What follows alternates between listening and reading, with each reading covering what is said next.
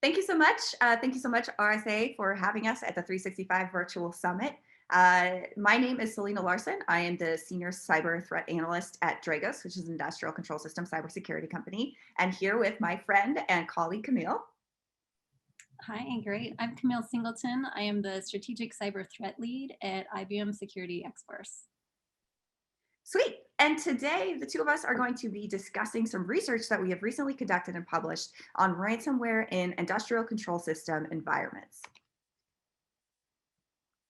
To give you a little bit of an outline of what we're going to be talking about today, we have compiled a bunch of research data and ransomware history to kind of discuss the impacts to operations, as well as this new evolution of ICS specific ransomware.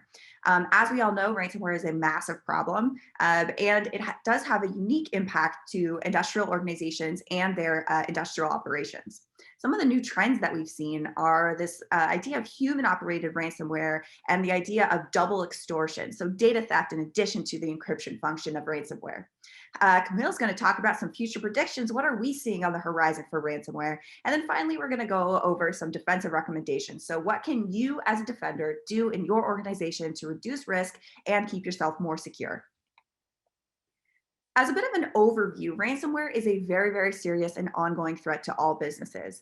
Although we're going to be talking specifically about operations, industrial control system environments, it is not unique to ICS. Certainly, we've seen a lot of issues impacting healthcare, state and local governments, small businesses. It's really a widespread threat. And it does have some very direct as well as indirect impacts to operational technology environments. When we say OT, that means that the technology, the computers, the devices that are sort of controlling the functions of the industrial environment, right? So a human machine interface, for instance, you can program it to operate an arm in a manufacturing facility, things like that. Ransomware is adopting ICS specific code to stop industrial processes. This is very concerning and does show kind of an evolution of ransomware that we're going to talk about today. And then finally, attackers are becoming increasingly hostile in a number of ways that we will discuss. All of this data is based on 220 incidents of ransomware against ICS and supporting entities. This is compiled from 2018 through 2020. Camille and I have both gone through the internal data sets that we have at Dragos and at IBM X-Force, as well as publicly available data. I do want to point out here that it's very just difficult to discern a full picture of the threat environment due to visibility issues. Oftentimes, companies won't report if they've been a victim of a ransomware attack, and it can be very difficult to get true numbers. But this is the scope and depth, which I'd say is pretty cool and interesting of our research. It has existed for decades, right? Ransomware is not necessarily a new threat at all. But what we saw with the WannaCry ransomware and NotPetya malware worms was that the world became aware of a very serious threat disruptive IT malware can have to businesses and industrial operations, not just from a financial perspective, but an operations perspective as well. And historically, cybercrime ransomware operators targeted victims sort of indiscriminately. And in 2018, we sort of began to see a shift into big game hunting, right? So these adversaries that are going after large businesses, large enterprises that can effectively guarantee a sort of higher payout. And with that, I'm going to kick it over to Camille to talk about some attacks we've seen. Great. Thanks so much for that introduction, Selena. And now I'm going to spend just a couple of minutes discussing what we found in our updated data set through our analysis. So from this chart here, I think it becomes obvious that ransomware attacks against ICS connected organizations have increased over the past 2 years. And in fact, we found that they have increased 500% from 2018 through 2020. So whereas in 2018, it was common to see only 1 or 2 such ransomware attacks a month in the press or among our clients, the average in 2020 is about 12 per month. So this is pretty significant growth and suggests that ransomware attackers are increasingly finding ICS targets to be attractive and profitable for their business. We do acknowledge that as attackers are publicly announcing ransomware attacks and leaking data, this is probably increasing the number of ransomware attacks that we become aware of as researchers. But we're seeing increases in ransomware attacks against even our internal only data, which gives us confidence that there really has been an overall increase in attacks against ICS over the past 2 years. So on the next slide, it bears mentioning that this increase coincided with the coronavirus pandemic that began in late 2019 and accelerated in the spring of 2020. We wouldn't say that this correlation indicates causation, but it does mean that we have observed the coronavirus pandemic and increasing ransomware attacks against ICS interact in unique ways. So for example, we observed several threat actors capitalize on COVID-19 themed phishing lures for initial access to networks, a tactic that was particularly popular in March and April of 2020 as audiences worldwide developed a strong appetite for COVID-19 related information. More recently, as vaccines were nearing completion and preparing for distribution operations, we observed ransomware adversaries target cold storage facilities and pharmaceutical manufacturers. In fact, our data set revealed that the number of ransomware attacks against pharmaceutical companies in just the last 2 months of 2020 was the same as all ransomware attacks against pharmaceuticals from early 2018 up to that point. And IBM Security X-Force has observed additional actors, even beyond ransomware actors, targeting the COVID-19 cold chain as well. And all of these cyber activities have the potential to disrupt the distribution of these vital vaccines. While healthcare facilities and hospitals are not in scope for the definition of ICS, we do recognize the significant harm from ransomware attacks that these facilities have endured over the past year. So on the next slide, in addition to a general upward trend in ransomware attacks against ICS-connected organizations, our data set revealed that North America is the most targeted out of all geographies and experienced 45% of the ransomware attacks on ICS from 2018 to 2020. Europe came in second at 32% of attacks, with Asia third at 16%. Now, we do recognize that the researchers for this study, ourselves, speak English as their primary language, with some European language capabilities, so this may have affected these outcomes. But this geographic dispersion also makes a lot of sense, as many ransomware attackers have shifted to big game hunting, going after large corporations with high yearly revenue where high ransom demand might be met. And many of these corporations are in North America, Europe, and Asia, where 89% of the world's GDP resides. So in addition to geographies, on the next slide, we looked at industries targeted, and far and away, manufacturing emerged as the most targeted industry from 2018 to 2020, ending up on the receiving end for more than 1/3 of all ransomware attacks on ICS during that time period. For many manufacturing companies, just 1 hour of downtime can translate into millions of dollars in losses, which ransomware attackers appear to have found creates a situation where many manufacturing companies find themselves under intense pressure to pay the ransom in an attempt to quickly resolve the issue.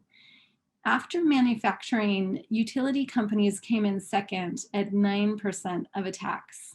And in 2018, utility companies made up only 5% of attacks on ICS industries. So you can see how this percentage has grown over time.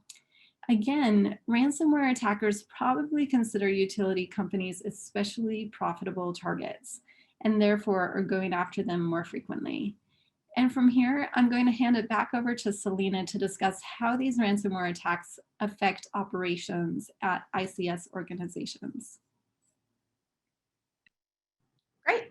Thank you so much, Camille. Also, shout out to the work that you and your team have done on the cold chain research. I know that there's a lot of attention paid right now to developing and distributing the coronavirus vaccine. So really great work there, and all of the researchers at all of cybersecurity companies that are looking into that as well. Very important work. So when we're talking about impacts to operations, of the attacks in which the scope of impact is known, that is, we know what the impacts were to both the IT enterprise function as well as the OT function. 50% of ransomware attacks affected operations functionality at victim organizations, in some cases, weeks-long downtime. This includes shipping and logistics disruption, so products were unable to be delivered. Manufacturing operations, entire plants went down due to ransomware attacks.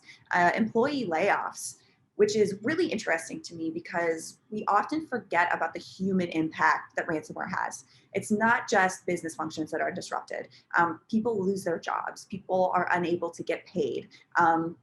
People have to, go home and potentially find other ways of supporting their families, or have to kind of wait until operations are back up again in order to get back to work.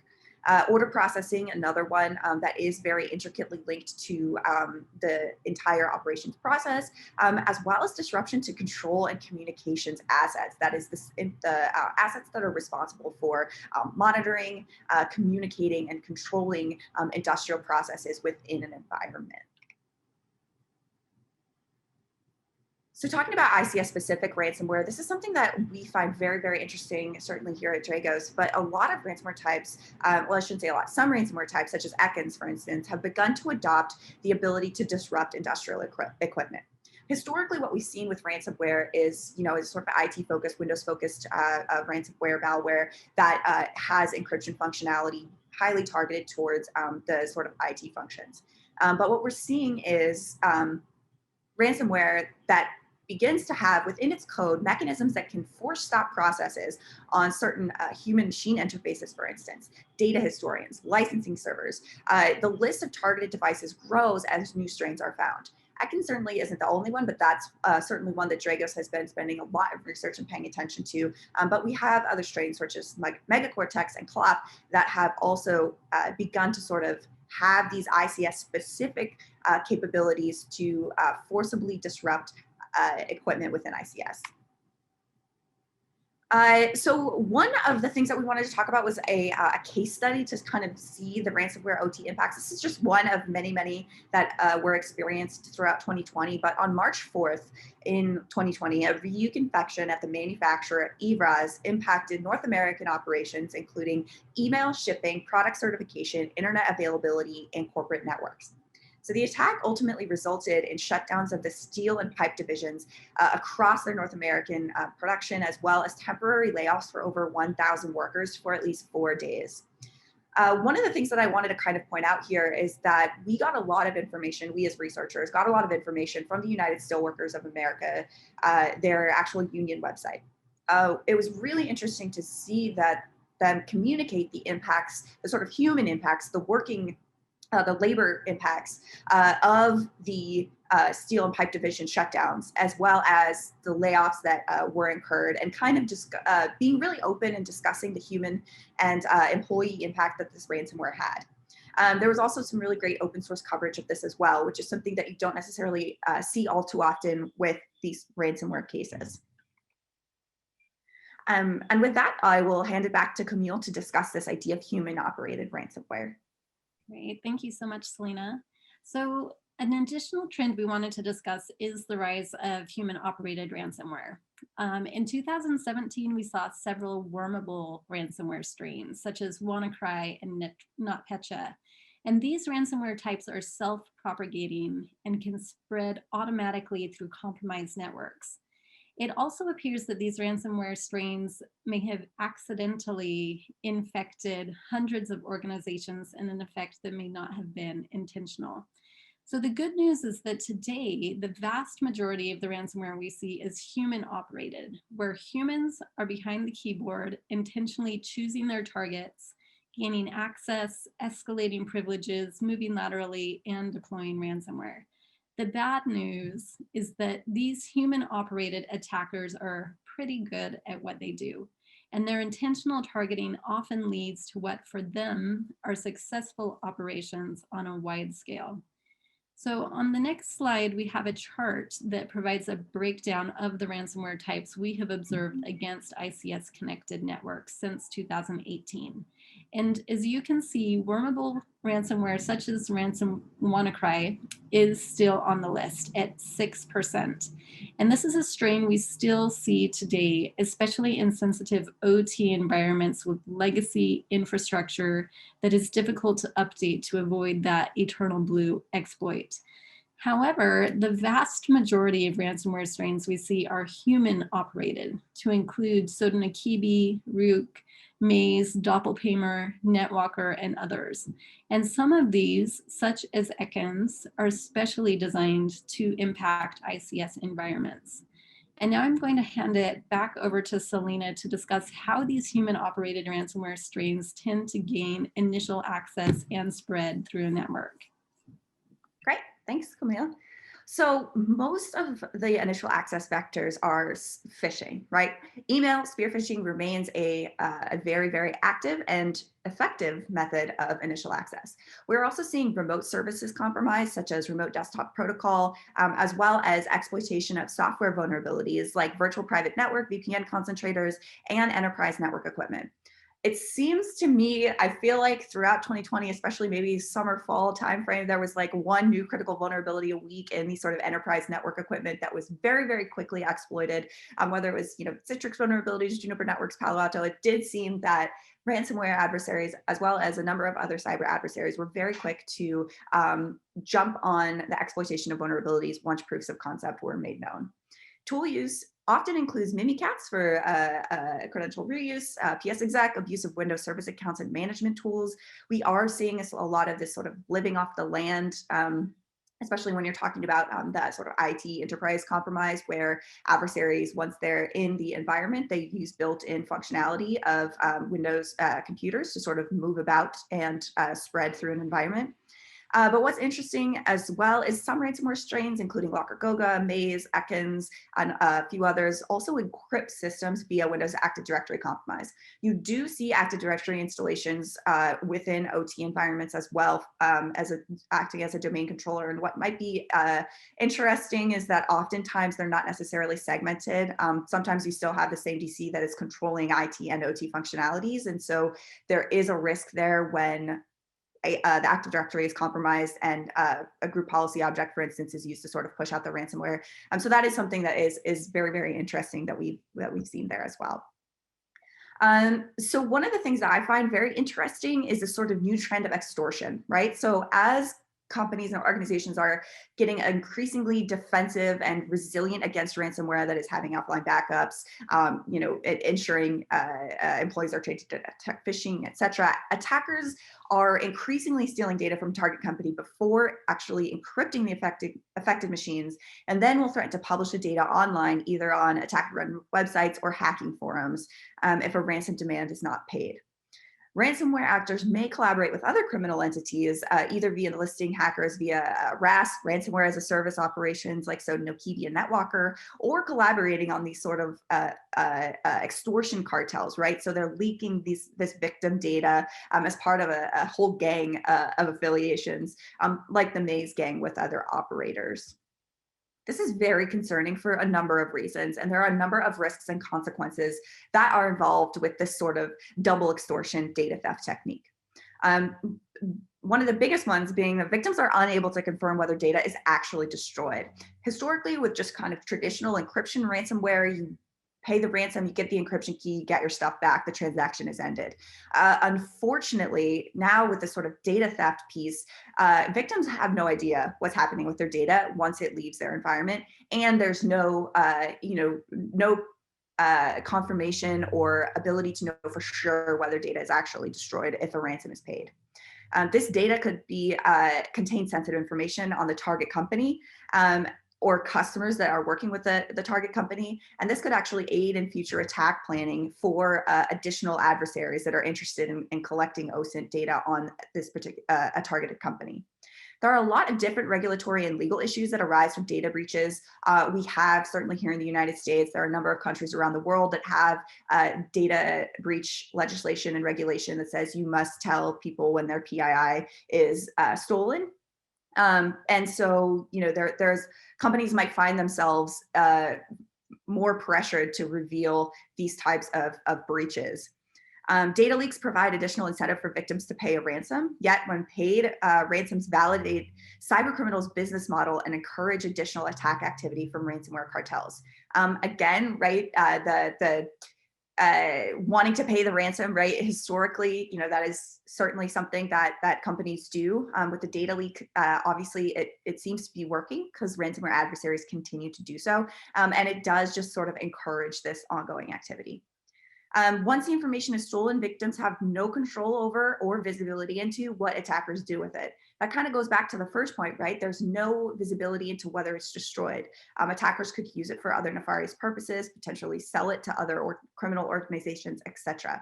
And then finally, releasing sensitive intellectual property could enable counterfeit products. This is something that could be of interest to potential competitors, to other adversaries that are largely focused on espionage and IP theft activities. There's just a lot of potential consequences with the hack and leak operations. So in one event, we actually identified a company that had been compromised by a ransomware organization, an oil and gas services company. We did identify multiple items of interest in the publicly available data leak. So there was a list of companies that used the firm's services, employee information, both of which could be used to facilitate spear phishing activities, natural gas flow data, information related to a Canadian government energy regulator, as well as geospatial data that could be potentially related to the company's current upstream and midstream operations.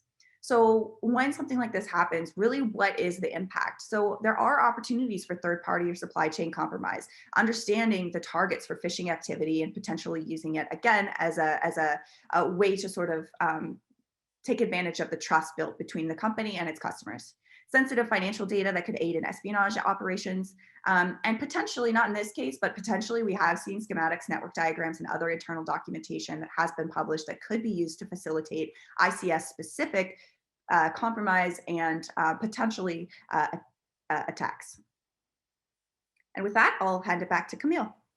Thank you, Selena. So from all of this research and findings, we have several predictions for the future of ransomware attacks against ICS environments going forward.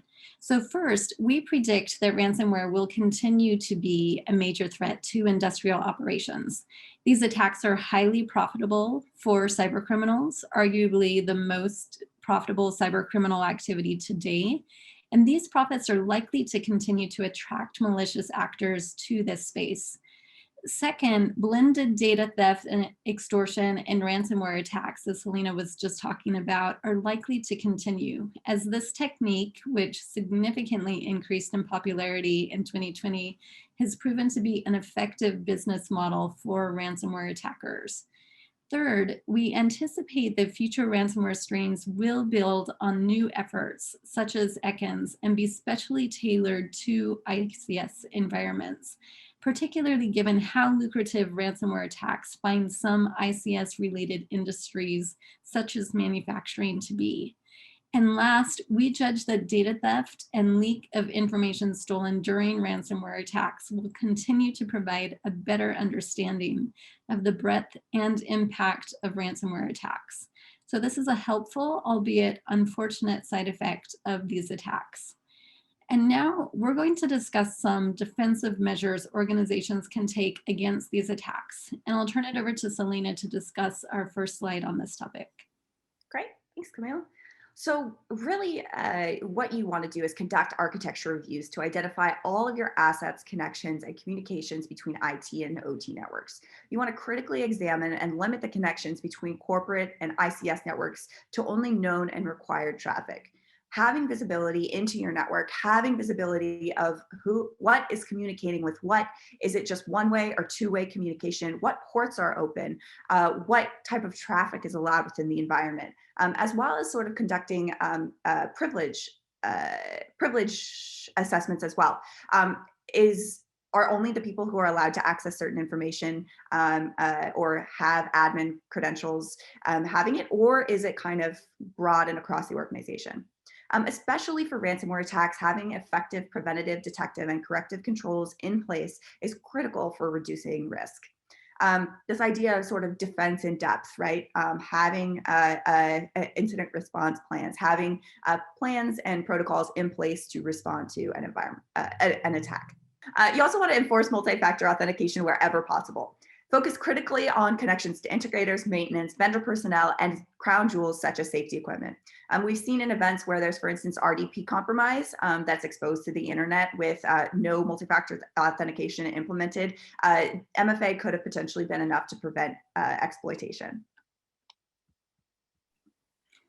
Great, thanks so much, Selena. And in addition, we definitely recommend having backups to both enterprise and operations networks that are maintained daily and tested.